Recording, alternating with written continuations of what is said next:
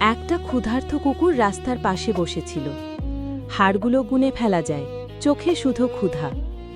মানুষেরা পাশ কাটিয়ে যাচ্ছিল, কেউ ফিরেও তাকায়নি। হঠাৎ এক ভিক্ষুক তার ফাটা ঝোলার ভেতর থেকে একটা শুকনো রুটি বের করল।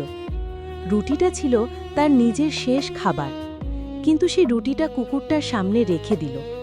কুকুরটা খেতে শুরু করল, আর ভিক্ষুকটা শুধু হেসে তাকিয়ে রইল। হয়তো আল্লাহও সেই হাসি দেখে মুচকি হেসেছিলেন।